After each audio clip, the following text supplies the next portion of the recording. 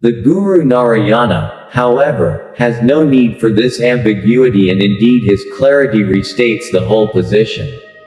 He has in these 5 verses brought about distinct conclusions.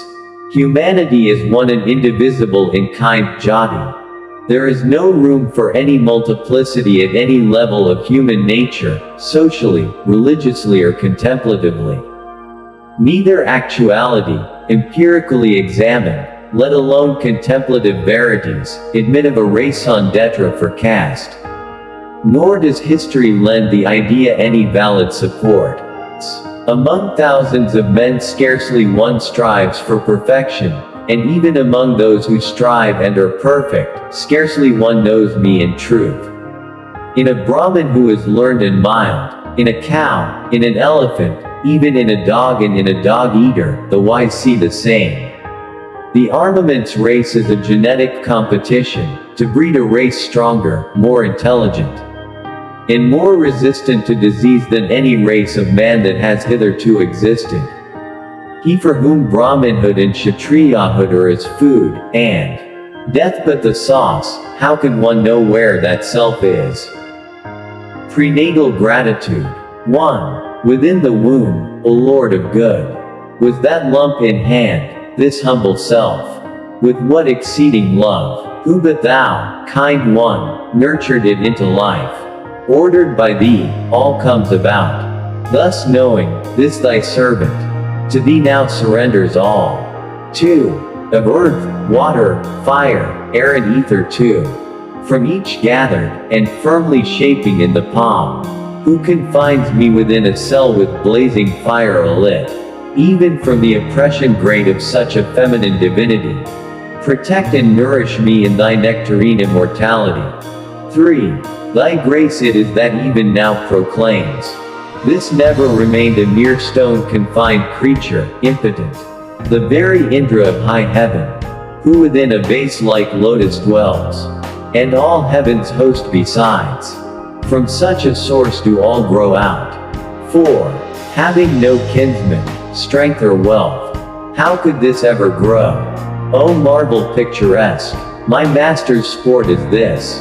No darkness is possible in thus knowing. So to see, do grant thy grace, good master. 5. For months full 4 or 5, growing, becoming, by slow degrees, even thou it was who eyes formed one after one, ever warding off death's hand. All that is now past, but to my recollective weeping of that prime fetal time, listen, O Lord of good. 6. Yea, semen it was that mixed with blood, and thus, by sound matured and taking form, I lay mediate.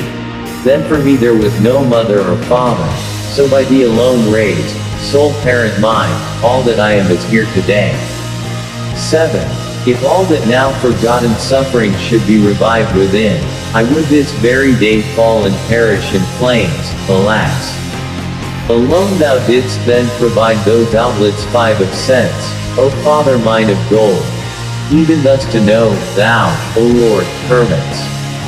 8. That mother of mine who, as a burden bore me within, with a tender melting heart, vainly breathing many a sigh, fuming hot, in pain she brought me forth, to lie here, howling on like a jackal, for once deign to tell me, Lord, what all this can be about. 9. Full well aware art thou, good Lord of all, hence what need is there for humble me to tell? Do banish, pray, all agony. Thy servant has no one here, and if thou me disown then all is lost, O Savior coming mounted on a bull. Prayer, piety and questions of the hereafter are matters that are generally given in apocalyptic or liturgical form.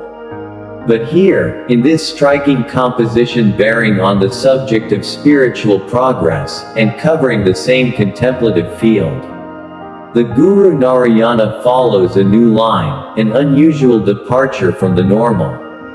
Consistent with the modern spirit of a scientific biologist, he takes the human fetus as his normal starting point and follows up its history. Very much in the same way as an investigator in experimental science.